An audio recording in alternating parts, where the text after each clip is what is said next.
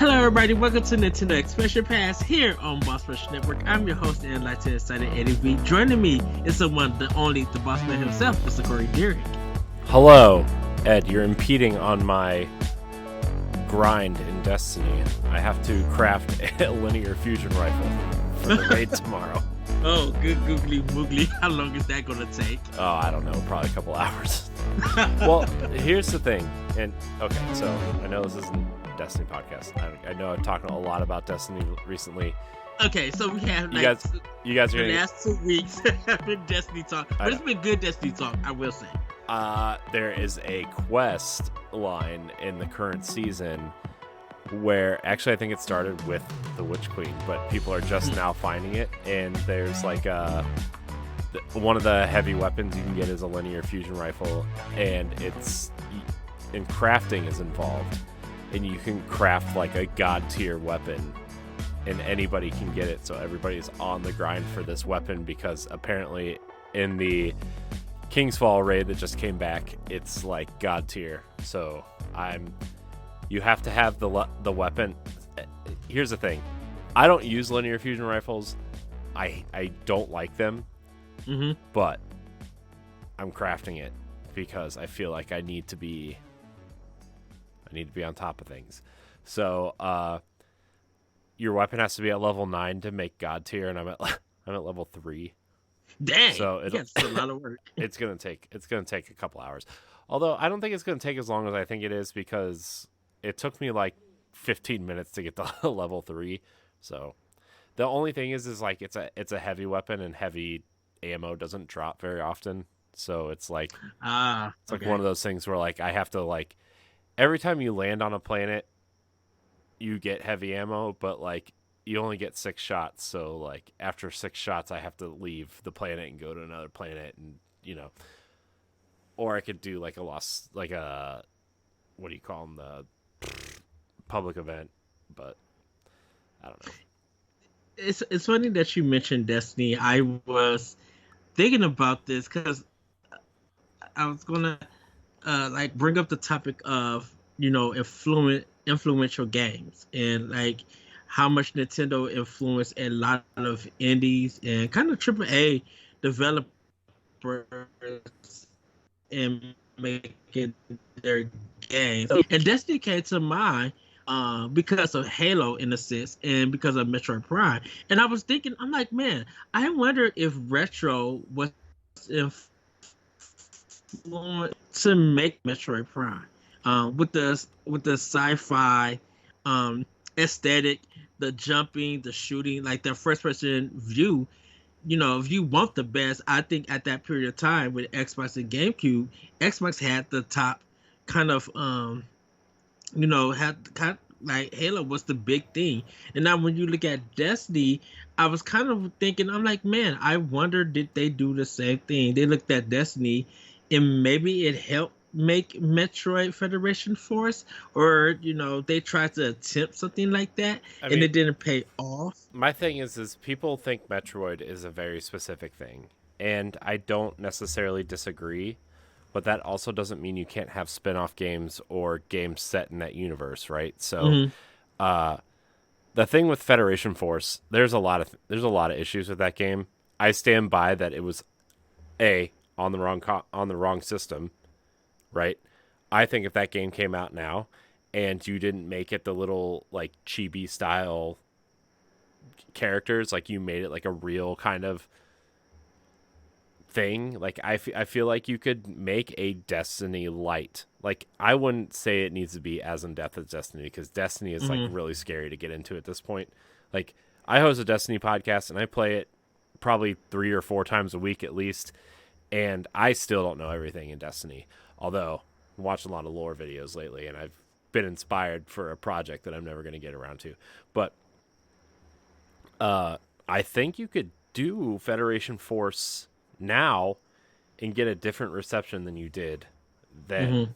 And with the amount of people that have Switches and are into games like Splatoon, and how like the gyro aiming and stuff, I think you could do some really interesting things in a very, very, very light game as a service in the Metroid universe. I think you would have to find the right Western developer because no knock against Japan, but they just can't do first person Oh shooters no, in a sense. you would have to get someone. I mean, honestly, you know who I would actually ping to do this would be Ubisoft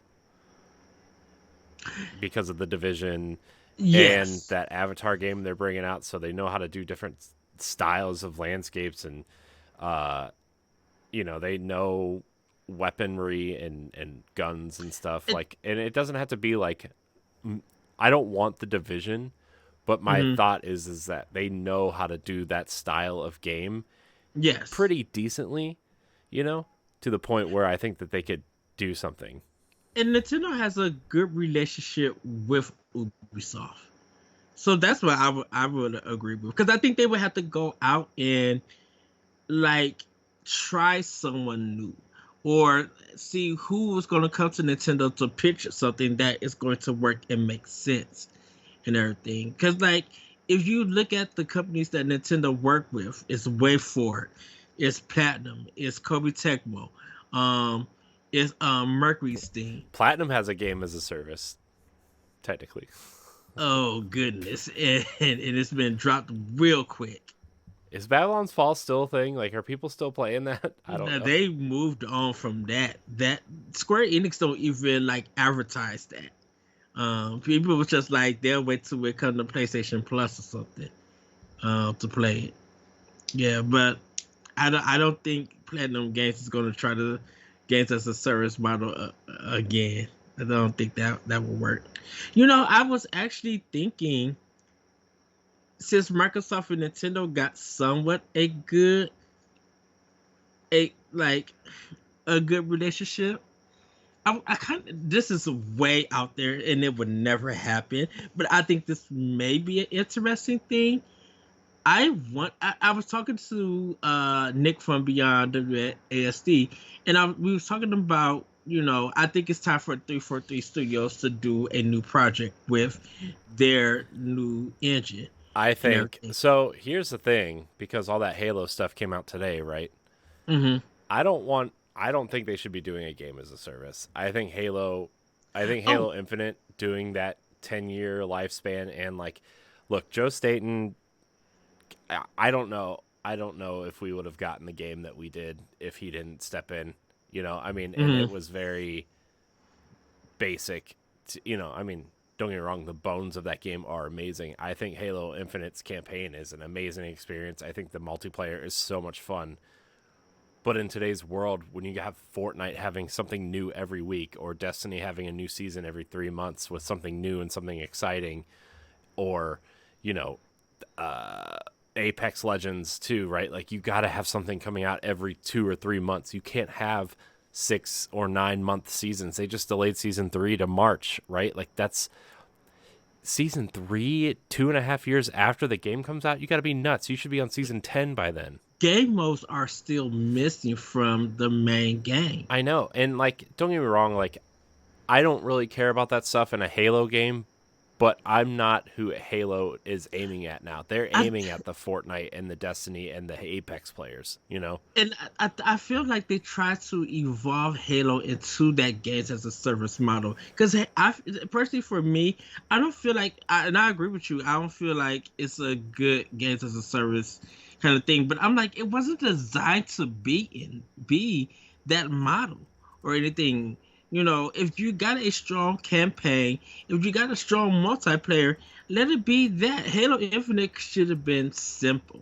You know, Nint- Nintendo, I can honestly say that yeah, they may have some mishaps, but Nintendo doesn't try to do so much when they know that we could take something simple and polish it up, but explore and introduce new ideas. Yes, Breath of the Wild 2 has been delayed and everything, but they are testing stuff and they know they just like we had a foundation. It began as some DLC, but we expound on it. So now, while we are polishing up, we may have some new ideas. We're trying to see what works and what breaks. and everything. If you look at the original Legend of Zelda, it was an adventure action RPG because you got to go anywhere. When they did Breath of the Wild, the first one, um, or yeah, Breath of the Wild, they showcased that they used the Legend of Zelda model um to help create this world. They were just like, what we learned from here, we're making it as a game, and we test stuff. And I don't know if 343 Studios did the same thing in a sense. Yeah. You know, Yeah. I think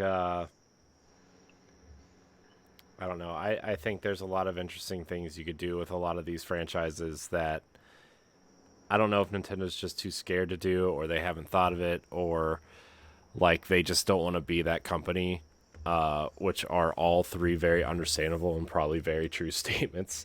well, I think they're at a point now where if they're able to get with a company that they could trust and they both could work back and forth and give ideas and test and see what breaks and what fixes things and throw back ideas, they those games will work.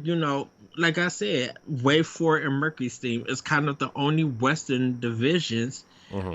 or companies that Nintendo has worked outside of their games. And don't forget, Nintendo didn't really work with a lot of people nowadays. Yeah. But now, when we see the people who made the Necro game, the Necro Dancer game, when Mm-hmm. they for the Legend of Zelda, that was an indie game. They went out and kind of. I wish they would have talked to Yacht Club and put Shovel Knight and Smash, but that's literally the only Western character in that game I and mean, he everything. he is in it as an assist trophy. I go, yeah, but Gross. to control him. Uh, yeah. I mean, look. I mean, even as we've been sitting here talking, I feel like Nintendo could definitely make a Xenoblade MMO. I think they could do Yeah, something along the lines of like Final Fantasy 14. Like I truly do. Xenoblade has blown up in popularity, and to make it a social experience. Now, granted, you would probably have to make a PC version. You would have to make your voice chat stuff a lot easier. You would have to be able to like I guess you could technically do this through the phone, like text hmm chat your clan and whatever. But like, I mean, because I do that with Destiny, so I don't think. But like, you could totally do a giant MMO set in the Xenoblade universe, maybe after 3 or before 1 or something, right? Like, I think that would be super awesome.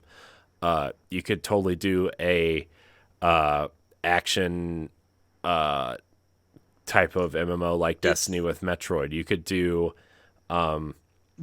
this may be the craziest thing. I could see Sega and Nintendo teaming up to do a Xenoblade Fantasy Star Online mhm. event to get an idea of it because a Yeah. Monolith Soft can learn from Well, Sega. you look at Fantasy Star, it doesn't look that much different than Xenoblade in a like Yeah, at first glance, right? I mean, like yeah. obviously there are differences, and one's way more cyberspace, and one's kind of like, oh, we're stuck on this world with swords. But you know what I mean? Like at first glance, like they don't look much different. No, exactly. So So I'm trying to think of what else Nintendo owns that would be kind of multiplayer focused. Um, I mean, Mario Kart is a given because we I talked mean, that about would that be being it. like the next game. That's the play right there, right? Is like you do a console version of Mario Kart that is emulating Mario Kart Tour, right? Where like Mhm. every month they have a new event, they have new skins, they have new carts, and you make Mario Kart, and they would never do this, but you make Mario Kart free to play and make people buy the battle passes, right? That's the play. I mean, even Smash, you could do that to an extent too, right? Where each Yes. battle pass has a new character that you can get, and then you get different skins by unlocking whatever, right? Smash is another thing that you could do a battle pass type thing with too. So Splatoon, even. I mean, you could do some cool crossovers with Splatoon with a battle pass. You could do Oh like yeah. you could do like a Sonic based season or a Mario based season or where you get cool outfits based on those franchises. Like, I think that would be super cool. $5 a battle pass. I feel like I feel like Grayson's listening to this episode. He's like, yes. He's either like, yes, please do that, or no, I don't have any more money to spend on Splatoon. Everybody, if you're listening to this, Grayson knows he'll be on when we get to after the release of Splatoon. But I agree. I really agree. This is going to be the weirdest thing to say. I really think that Nintendo is teaming up with Microsoft for their next console. As for teaming up with Microsoft to be like, hey, if we work with you, maybe it's time for our IPs to get onto your system. Where not buying games, not buying games, but doing events and stuff, and that's how you get Game Pass. I think kind of integration. Like if you have that game, and during with Game Pass or anything like more like Forza more or Forza 6, let's say Horizon 6, and Nintendo wants to do. Microsoft goes to Nintendo and be like, hey, we would like to have some cool Mario Kart skins or tracks or whatever in Forza Horizon 7. Would it be cool for us to do something? And if Nintendo be like, yeah, it's only for your Game Pass members. Yeah, I mean, I don't think Nintendo would ever do that. I think Microsoft would be all for it, but I think Microsoft is like, I don't want to say they're like getting scared, but I think they're starting to kind of worry about the IPs in their games not coming out, right? I mean, it's been a while since they bought some of these companies and nothing like tangible really has come out. Yes. I mean, Forza, yeah, but Forza and the Coalition are like the only companies I really kind of trust at this point to have games out in a timely manner. I mean, I would trust Ninja Theory, but they've been quiet. Which is to me. I mean, they have 3 projects in development, right? They're finishing Hellblade, which is supposedly going to come out next year. That Project Mara horror psychedelic game coming out, and they have a 3rd project in development too, right? So, I mean, they've got their hands full. Obsidian has their hands full with 3 or 4 different projects, right? They're trying to get Grounded 1.0 out the door. They're trying to get Avowed and what's their space game? Outer Worlds out the door, right? And we haven't seen nothing for State of Decay 3 just yet. So yeah, and we're still waiting for that. Bethesda's games have all been delayed into next year. So I mean, they have games coming, right? Next year's going to be full. Deathloop is coming this year to Game Pass. They have the Activision acquisition, right? So like over all the money from Overwatch 2 is going in their pocket. Diablo, those games are all coming to Game Pass because Phil Spencer said as much today or yesterday in a statement. Yeah, today. So as of the time of this recording, so like they have stuff coming. It's just like, okay, like I'm invested in the Xbox ecosystem, right? Like I'm a Game Pass subscriber, although I've been debating on whether or not I should cancel Game Pass because I haven't touched it for like 6 months, and like the games I like from Microsoft, I will just straight up buy, like Gears and stuff. But and I kind of want to ask you, I know we talked about Nintendo being quiet and everything. Do you think that would kind of be good, that let Microsoft be loud for 2003, the first half, and then Nintendo gets loud during the summer and the fall? I mean, with that rumor direct that everybody's starting to point at now, like, I mean, Nintendo. I was thinking about this today, right? I mean, technically, between Splatoon and Bayonetta 3, Nintendo themselves do not have a first party game between September 9th and October 28th. Yeah. Which is a long time for Nintendo at this point. Do we get Zelda in October? Are we getting Zelda? Do we because I mean, I know we kind of were like messing around in the writers chat. But like,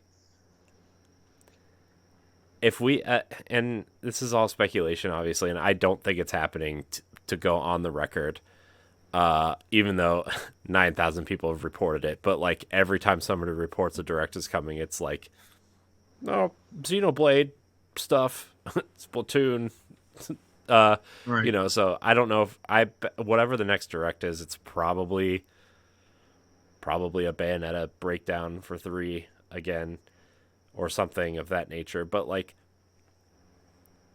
if the rumors are true, Zelda might be coming in October or November, which, And or you put Twilight Princess out in October and you put Wind Waker out in November. You put them out separately. and I know we talked about what was. I know you asked the question what would happen to Zelda drop before God of War in November, and I was perplexed because that came to my mind, and I'm like, oh, I would want it all and everything. I mean, here's the thing. Like, I think Nintendo fans are going to buy Nintendo games. I think Nintendo is the one company where you could do that, where you could drop a game before, during, or after, like shortly after a major competitor's game, and Nintendo wouldn't worry about it, right? My only thing is Nintendo has Pokemon in November. And I'm thinking move Twilight Princess to November, Wind Waker December. I mean, here's the thing. You put Wind Waker out in October, and you put Twilight Princess out in December. But man, October. December though, Ed, is hold on. We came out in 2006. I was trying to think if it was like an anniversary, a major anniversary for Twilight Princess. It's not, but I think you could totally do. It is the 20th anniversary of Wind Waker though. This year. Oh, that is true. My thought is you could put Wind Waker out in October, because I feel like that's the more kid friendly one. And people are more likely to buy that for when they're out for Black Friday or holiday shopping or whatever. And then Twilight Princess you put out in December, because I think that's the one that less people are going to gravitate towards, and only the hardcore will buy it, and then it'll have a long tail. And I think that's a good connection for, like you said, for the holiday, but it's a good connection to whatever game drops out in January. And everything, because if you drop Wind Waker in October, you got Wind Waker, you got Bayonetta, you go into next Mario Rabbids too, technically. Mario Rabbids, you go into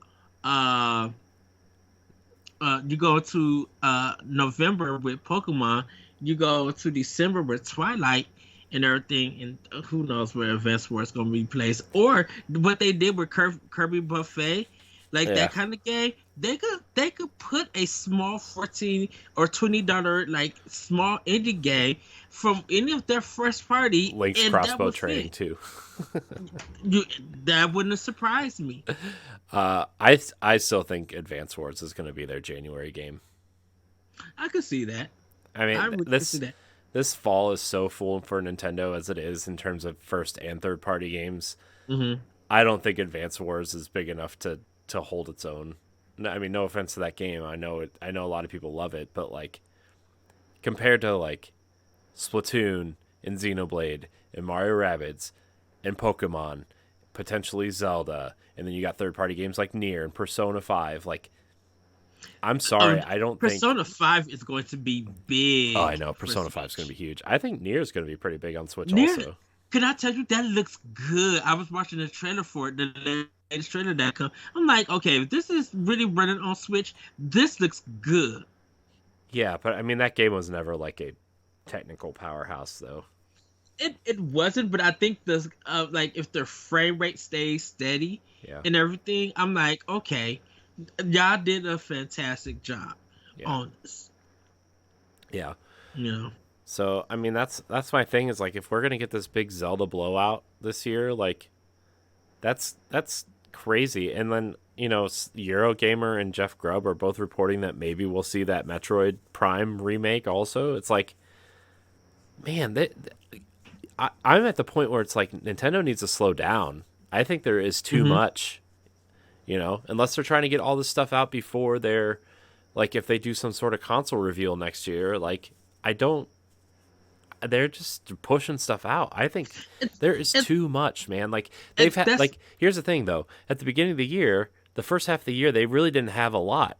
They had what they have this year. They had uh Pokemon Legends. Pokemon Legends, they had Fire Emblem Warriors and They had Kirby, the End of Forgotten Forgotten Lands. Lands. Like okay, so those Um, but like okay, so those are 3 games in 6 months. Okay, but now you have like 10 or potentially 12 games in 6 months. That's too many. I'm sorry. That's too many.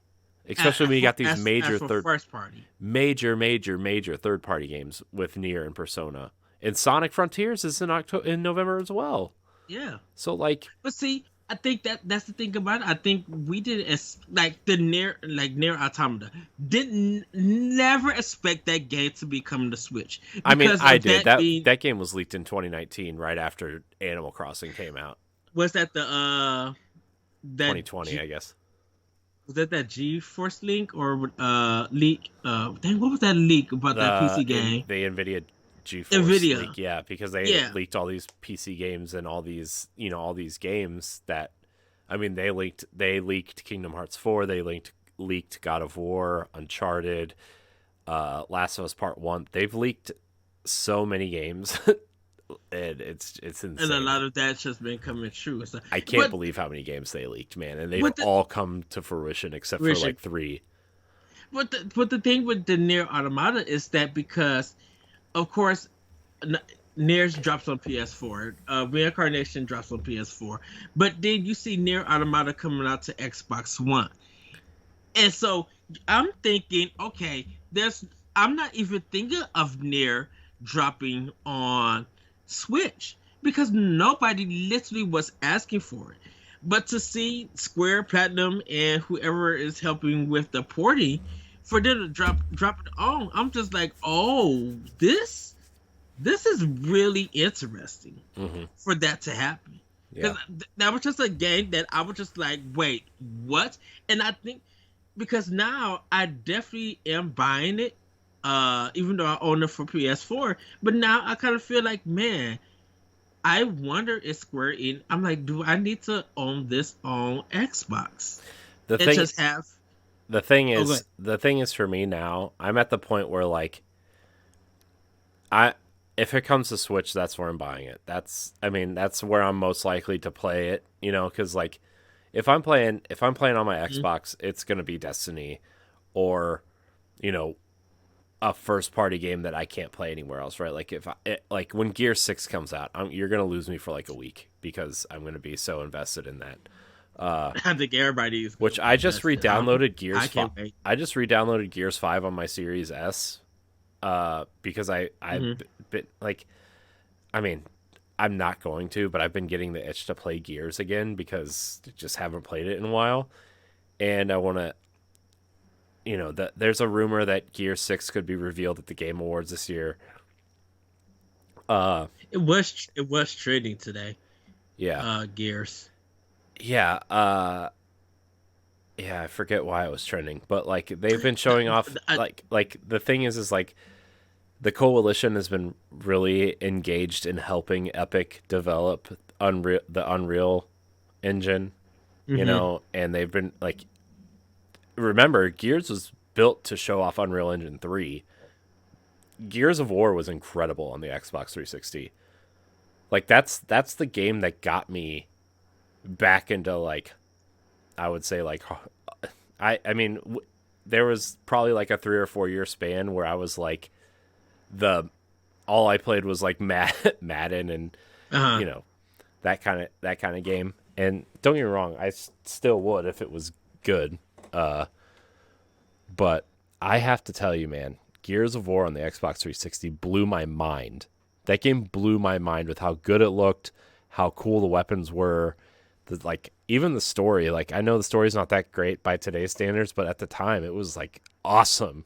And I was obsessed with Gears of War for Gears 1 and 2. Like, I played semi-competitively for a long time, with my one friend. And I don't know. I'm always going to have a soft spot for Gears, but like if that game gets revealed this year for like a holiday release next year, you're gonna lose me for a while. Like, I I'm don't know. probably gonna end up being wrong again because like Xenoblade, just like no, they wouldn't do it because like when I talked about Monolith Soft Mm-hmm. showing off their new game, Well, they I'm might. like, man, I mean, after Zelda comes out, Monolith could have another big year next year with that.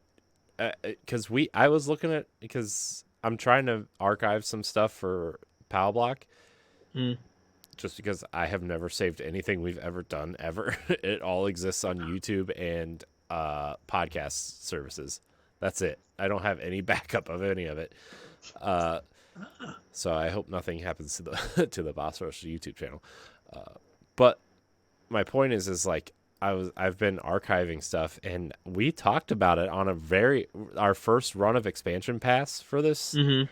Like, they showed off the watercolor painting with the red haired protagonist and looking over the cliff, and they said they were going to make a more adult game, and we talked about it for like probably 90 or 100 minutes. I don't really know where that is at this point. I'm gonna look for it, but like, Man, shoot, Xenoblade Chronicles.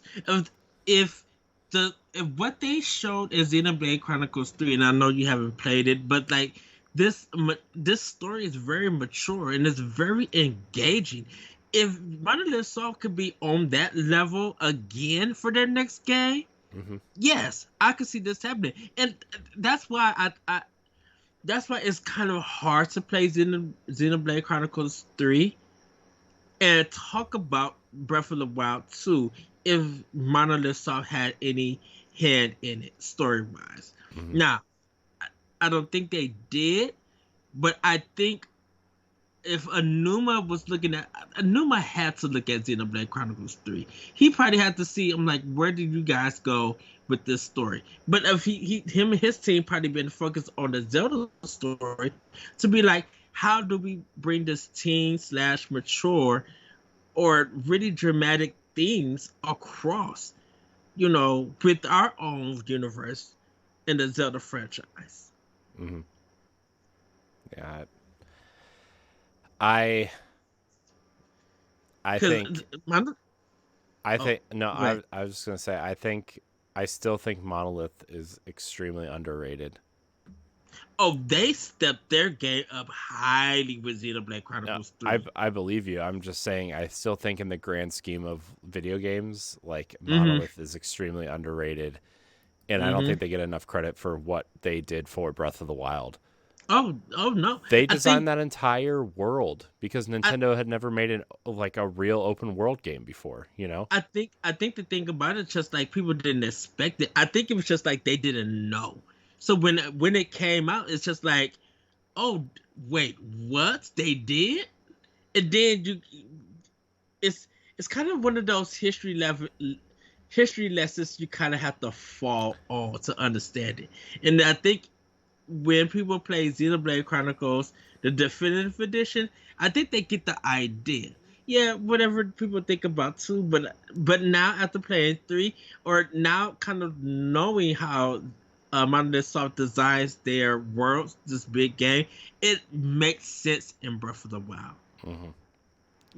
I think with Anuma and the team, they knew what they wanted to go for, but they, like you said, they couldn't build it because they never built big worlds like this and everything. They know open world. They know the Legend of Zelda, like we were talking about, using that game for its idea of open world. But if you really want to create a fully realized world and everything, your best bet is to go with Monolith Soft because Nintendo owns them, so that cuts down on resources and everything, and you could just bring people in and just be like, okay, let's work together to make this world. And look what they produced.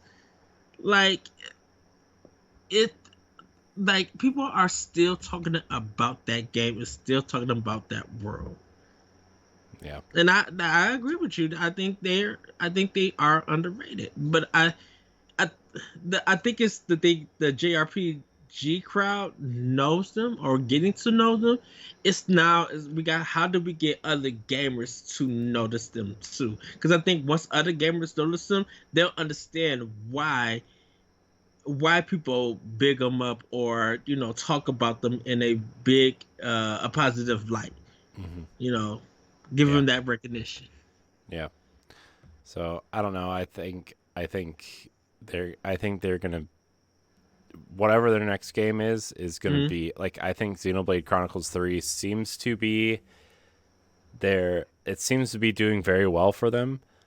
I don't think it's the breakout hit I expected it to be. Like, I know it's selling a lot and I know people are enjoying it, but like, I really thought Xenoblade Chronicles 3 was going to be like at least like a 5 million seller, and maybe it will be eventually, and be like this super breakout hit for Monolith, but I don't know if it is right now.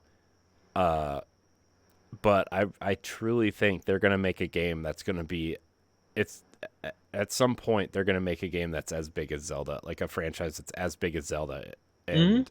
and I hope they do. I really thought Xenoblade was going to be that. And don't get me wrong, Xenoblade is great. It's sitting at like a tier where I think I would put like probably like Fire Emblem, maybe, Yeah, you know, but I think it's the maybe JRPG Metroid. that yeah, I think it's the JRPG that Nintendo needs Hmm. to really like.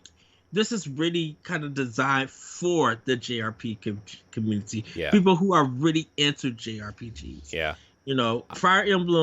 Has Fire Emblem was on that level, but it gained so much appeal around the world that it that people took it out of the JRPG mindset and be like, okay, this is literally a big strategy game, one of the biggest strategy games. And Hmm. thanks to Awakening, now we got people recognizing this franchise.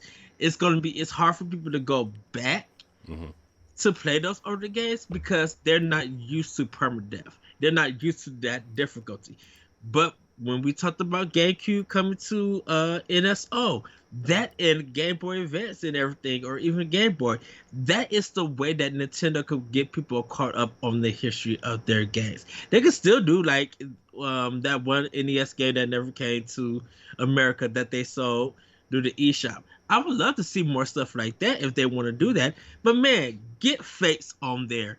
Get the GameCube one. Get some of the DS ones or the Game Boy Advance ones that just never came here, and get people into this series so they can look forward more to it. Because now, even Fire Emblem Heroes and everything that people are really into on mobile, like Fire Emblem has become such a strong series that it's not just JRPG. It's literally for anyone who is into strategy games, because I feel like it mixes a bit. It still has that Japanese aesthetic, but it does mix a little bit of that Western slash PC kind of gaming nowadays with it and everything. Hmm. Yeah. I don't know. We'll see. We'll see. I still think like, moving away from Xenoblade, I guess. I still think Nintendo needs like a. I still feel like they're missing certain things in their arsenal. Not that they need them clearly at Hmm. this point, but like, I still think they need some sort of action RPG. I'm not talking about Zelda. I still don't think Zelda is an RPG. Uh, it has RPG mechanics, but like, it's still not. Everything is RPG mechanics at this point. I Something. think So, I think they need something almost like Horizon at this uh point. And I know Zelda is kind of that, but I think Zelda, man, I don't know. I'm kind of contradicting it's myself right now, but I kind of I know where you're going for. It's like it's a adventure game. It's more of a adventure game than just like a 3D platformer or something like that. It's mhm, something that it has this fantasy level to it, but instead of you finding pieces and hearts and stuff, you're really doing things by a number system. Because Mm, that's kind of how Horizon have crafted stuff, but you do a lot of that with experience points to get stronger in that game. You're not looking for pieces to make your number self go up in levels. You literally got to fight enemies and do quests and everything. So mm, I could understand. I could see what you're saying and everything. Zelda is just not fit for that. Is Zelda has its own way of getting stronger, and it doesn't deal with numbers. It yeah, deals with exploring and everything. yeah. I don't know. I think I'm just so wrapped up in. I haven't really been paying attention to a lot lately, just because I've been so go go go, and kind of Hmm. to be honest, just kind of like burnt out on keeping up with a lot of stuff. So, and plus, like, Destiny has taken a lot of my time this season because it's pirate themed and it's awesome.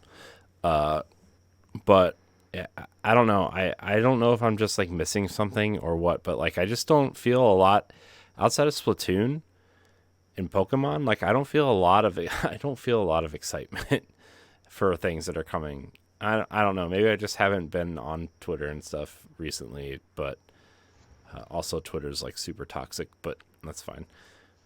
I I want I think Nintendo, what they need honestly is something new, like a new IP Hmm. that does something really interesting and really fun that is different from what they do. I think they need, you know what they need, Ed? They need a game that's kind of like Zelda, but not really, in like a sci-fi game.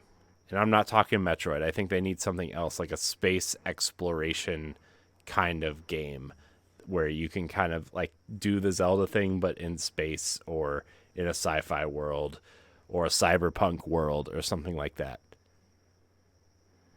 That's kind of where my It's head's at. and And I know like Xenoblade is kind of like some spacey, people. but I know some people want to say Astral Chain, but that's very. I'm not even though that is Nintendo, some Platinum Games designed it and everything. yeah, but I think Astral That's Chain is that's more. it's too linear. It's They actually I want something that's yeah. open, and maybe Star Fox is that in the future. I don't know. I Hmm. don't know. That's another franchise that needs to evolve, What by I the way, and think I know we've talked about it a what little bit, but what I think that's what I feel like Star Fox Adventure could probably lead into and everything to give that, like, if they was going to do a Star Fox Adventure 2, go that route like you just said. I think that would literally work because you got the characters, you already got a well-known fan base who will support it, and people will be interested to see what is your take on this adventure style game, whether it's in the style of Tomb Raider, Uncharted, or Horizon. What is your design about this? Because you guys already know how to make dungeons, mhm. so that's like 30% of the game. But how do you make it in that manner where there is side quests to make your characters or your weaponry stronger or even your ship? Mhm. But then, like, what's the other 70% of telling the story, of being explorative, having like cutscenes that are not 55 minutes or something, but really help tell the story and uh just get it out there. I think Star Fox would be it. But if we're looking for a new IP, yeah, I think that they have to have some young people there that is able to deliver that experience. And I think with the talent that is coming up at Nintendo, they can have it. The old guards are going to, yeah, the old guards are going to help out, give them ideas, help them think about problems and stuff. And hopefully the CEOs or whatever is okay with that. but I think the younger designers and developers that are coming to Nintendo are going to be bringing they're going to have to bring in new IPs because it's going to me personally. That's how you make the new Nintendo. Is that it still has the tradition, it still has the quality, but these are the new Mario's, these are the new Zeldas or Metroids, but it's all new IPs. And I think we're in an age where we are willing to give these games a try.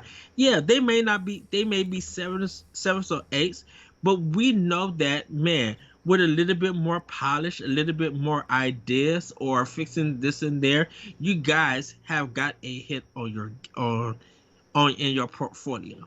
And I think us as Nintendo fans will go out and support that. Yeah. I'm I'm trying to think of like, man, Nintendo could do some really interesting things with Mhm. their IP, and I feel like they're kind of afraid to expand into new ideas that aren't that aren't Warriors games. Uh, Yeah, you know, I'm just trying to think cuz I mean, they could do something like a Diablo style game. They could do like a I don't know. I don't know where I'm going with this, to be honest. I'm just kind of thinking, trying to spitball ideas of new things Nintendo could try to get I new, think interesting things out yeah, there.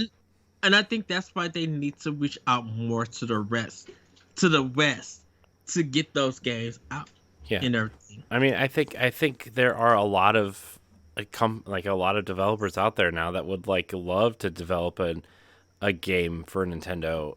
It doesn't Hmm. matter what the IP is. Like, I mean, you could make like a.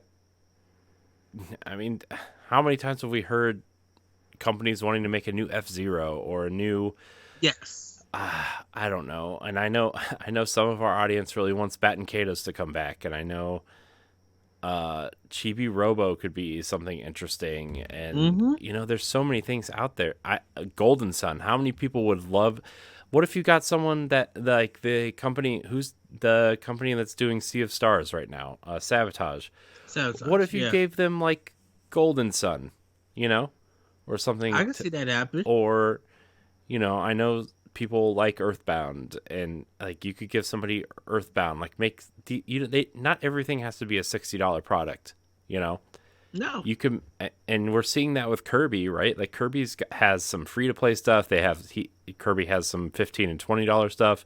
Like you could make an indie style game, give something to a company and just do it. Like Cadence of Hyrule is a great example of that. Yes. Like do give someone Golden Sun and make a 16 or 32-bit RPG, right? Or Hmm. give Yacht Club something like give them Mario and let them make a 16-bit platformer in a cool new art style. How much have I told you that I want a 2D side-scrolling Mario in the Mario and Luigi cover art style, like that kind of That would be insane. Because everybody would be like, okay, that's the ultimate double dip. Like, yeah. we're going to buy the digital, like midnight release digital, already paid for pre-orders. Or like But give us a new give us a new Mario and Luigi game first of all too. Like give us that. oh heck yeah. Um, But see, the Mario Luigi thing, yes, give it to us. But Treehouse has to do the localization, which reminds me, what have they even been up to? well, that company went out of business because they didn't make any money. Treehouse? No, uh, Oh, Alpha Dream. Alpha Dream. Yeah, I they mean, closed because the whatever remake they made for 3DS didn't sell anything because people were thought the Switch was too awesome. yeah. Which you I, could have just ported that game to the Switch. Just throwing that out there, but. yeah. Which I think, I mean, they'll probably get a new team to do it, or the people who did like the last Paper Mario. I don't know what team did that one. They could probably do like a It was Mario Intelligent Systems is who made the Intelligent last System. Paper Mario. Oh, then they could probably stay. which maybe that's why they probably have been doing the Fire Emblem games because they've been doing something else. Well, yeah, I mean, Koei Tecmo did Three Houses for the most part. I think it was I like a 75-25 split somewhere. I really think they now are in charge of the Fire Emblem series. Koei Tecmo. I mean, I wouldn't be surprised there. By the way, give us a Fire Emblem RPG, not a strategy one, just like a 3D big open Xenoblade esque world. Make a Final Fantasy game, but like make a Fire Emblem game Now that's like Final that's Fantasy. that is a day one purchase. Like literally, that's the to me. I would pre-order that right after the Nintendo Direct. Yeah, and I know they want Xenoblade to be that for them, but like I so like I'm trying to finish up Link's Awakening right now. And I think my next game is going to be like either Final Fantasy X or Final Fantasy 12 because I've been itching to play a JRPG. But like I'm like, give me like a JRPG with Fire Emblem characters in it, or I don't know. I feel like Fire Emblem is rife for expansion into other genres Yeah, at because this point. Pokemon Conquest was a game. I think that was banned by Namco or Nintendo. No, I know Nintendo had a hand in Pokemon Conquest, and I thought that was Um Fire Emblem. And I know not Tokyo Mirage Session, but I thought that was Fire Emblem and Pokemon together. But it no, might it have been was Pokemon hold on. Hold on. I because I know. can see Fire Emblem Conquest happening or something No, like that. Conquest was a mashup with what no Nobunaga's Ambition, which is like And, po- which and is po- like a strategy game, like an old strategy series. okay, So it was developed by Koei Tecmo and published by Nintendo, but it's Nobunaga's Ambition is the series that was. okay. Great game, by the way, though. Pokemon Conquest is awesome. I would love to get another Pokemon Conquest.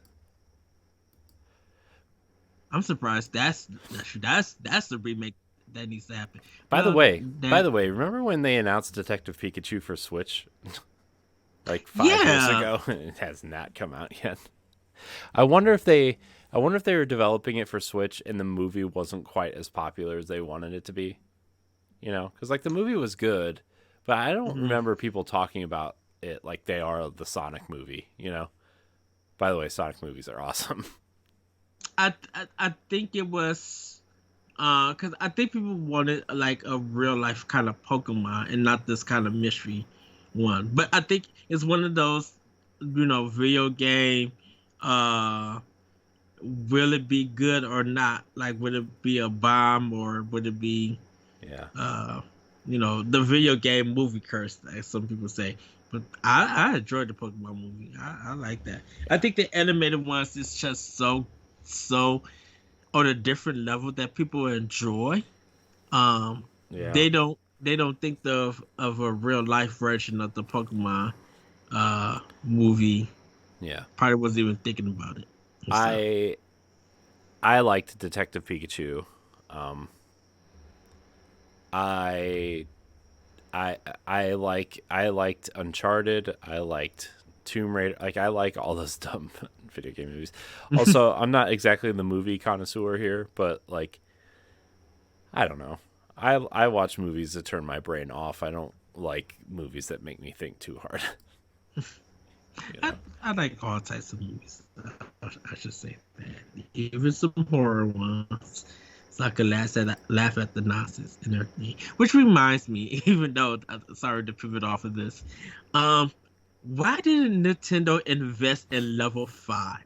I really wish they did so we could get some more Professor Layton games on Switch or on that platform. Like, man, I feel like Nintendo missed out by buying Level 5. That's the company that needs to be acquired. Would be Level 5. Didn't somebody just buy Level 5?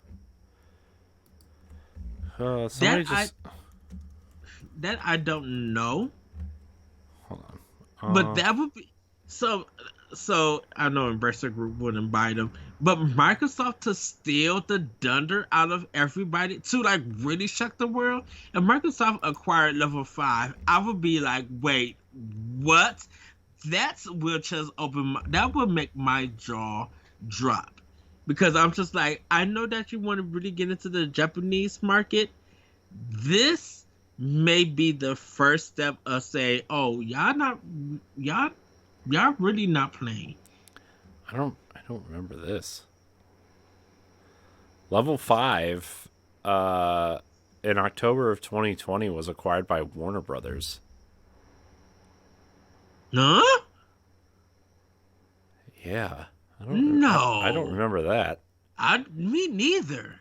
Uh October 27th. Oh my gosh. Just let me read this thing. October 27th, 2020, Warner Brothers Entertainment, a subsidiary of now Warner Brothers Discovery, announced that it had acquired the Japanese video game publisher Level 5 Inc. for $20 million. Although Level 5 is now under the WB Games banner, it retains its headquarters in Osaka, Japan. Level 5 founder Akihiro Hino issued the statement regarding the transaction. Quote, when I visited Warner Brothers Studio lot in Burbank, California earlier this year, we knew this was where we wanted to be. The things they do with their intellectual properties, whether it may be their classic Hollywood film library, their legendary animated franchise Looney Tunes, and DC superheroes like Batman and Superman, is unbelievable. Franchises we developed over the years like Professor Layton and Yokai Watch will feel right at home. Boy, did he visit the same Warner Brothers that but yeah, I did not realize that. I did not know Okay. that. Which is probably why that Yokai Watch game for Switch for America got canceled. Probably. Or it's not coming out. Yeah. Well, Because because Level 5 games is not they stopped coming here to America and WB is not bringing them here. So interesting. I don't know. Because like Nintendo and Level 5 really had a good run with their games together. So to hear that WB got them, like, oh wow. Yeah, I don't know. Whatever, it's fine. But Corey, we actually got some Patreon producers that we need to shout out before we wrap up the show. Yeah, we should probably do that. If you want to support the show, you can head over to patreon.com/BossRushNetwork, where you can support us directly. At the $1 tier, you get early access to 4 separate shows. But if you are a Patreon producer at the $5 tier, you get your name shouted out on this here program as well as others. So our Patreon producers for the month of September, as of right now, are Adriel Munger, Celeste Roberts, my wife, Sana Dierig, and Rebecca Jewell. I want to thank all of our Patreon producers. I want to thank our patrons. And I want to thank all of our free listeners. Remember, if you are a free listener, please leave us a 5-star rating or review on Spotify and Apple Podcasts. I do, Ed, want to thank Adriel. She sent me a really nice message on Discord about how much she loves our show and the music at the beginning of Pow Block. And she just always says really nice things. So, oh, yeah. Thank you so much. You know me, how I'm always double questioning everything that we do and if it's good enough or if we should still be doing it after all these years. And it's just nice to hear things, even if it's small like that. So shout out to Adriel Munger for the nice messages. Oh, thank you. Well, Corey, I think we could wrap it up here. Should we let's get into our plugs. Yeah, I guess we can. I was enjoying that conversation. I know we didn't really have a plan for the episode tonight, but that was fun. I mean, we kind of brought up the latest stuff and kind of, it's an episode that is flow. Plus, it's Labor Day weekend, the time that we're recording this. I think we'll probably have more of a bigger talk with the Nintendo Direct, like predictions and stuff like that, if it ever gets announced. But I think like the influence of Nintendo, the future, what they need, and all of that stuff. I think I can't wait to see more where they go forward with it. And will Microsoft or Sony or some of these third parties and stuff, like, will they play a part in the future of Nintendo? And maybe that's a expansion pass we'll have. The future of Nintendo, who will be playing a part in it, and everything. Yeah. Because before we go, I said that if you want to kind of have the big Nintendo kind of like, wait, what kind of moments? If Microsoft did Nintendo's online and Sony did Nintendo's sound chip for their next system, like, I would probably be like, oh, that's surprising. And I know we talked about Sony and Nintendo not having a good relationship, but I kind of feel like that may change in the future. Yeah, me too. By the way, not that this has anything to do with what we're talking about, but the Cleveland Gaming Classic is in a couple weeks, and they just released the shirt for the event, and it's super cool. It's really nice. Cool. I wonder if I could send this to you. I probably could. It's super cool. It's so the Cleveland Gaming Classic is like a retro gaming kind of convention, and they have some other stuff there, but it's mostly like classic games. I've been wanting to go for years, and I just have never gotten up there. So yeah, the shirt's really cool. I wish I could send you this. I don't know how I can not send. Why can't I send you this? Can I just do one of these? Nope. Okay. I'll send it to you, Ed, but it's super cool. Okay. Oh, did I do it? Did I do the thing? Nope. Why? I don't understand why I can't just give you this picture. Anyways, go ahead, Ed. Sorry, I'm wasting. time. No, I'm wasting time talking about this stupid T-shirt. No, where's the plugs? Where can we find you, Corey? You can find me at I am Corey NHC on Twitter and Instagram. You can find me on Nintendo Power Block, on the Boss Rush Podcast, on Tower Casuals, my Destiny podcast. I sent it to you through Facebook. Okay. And a plethora of other things here on the Boss Rush Network. You guys can find me on Twitter at that retrocode, and Instagram on that retrocode. You can also check me out on Discord. You can check me out on Nintendo Pop Block and Expression Pass on Boss Rush Network or bossrush.net. Yeah, and just getting ready for the beauty of video games, and hopefully you guys enjoy this year where I am focusing on the music. And the theme is music to be marveled by. And hopefully you guys will enjoy that. And with that, everybody, have a great week. Have a great weekend. Corey, I love you, man. You know I always do. I love you too, Ed. If we get a Nintendo Direct, you know what we gotta do. Yeah, no, I know. Dude, dude, especially if it's what they're saying it is, like, I gotta stop. I gotta stop because Zelda's trending again, and now I gotta stop. So, yes, goodness. Of course, the first thing that's trending on Twitter under Zelda is some sort of fan art that is super sexualized. So I'm just gonna scroll past. Anyways, get us out of here. Help! I know. With that, everybody, we'll see you next time on Nintendo Expression Pass. Bye, everybody.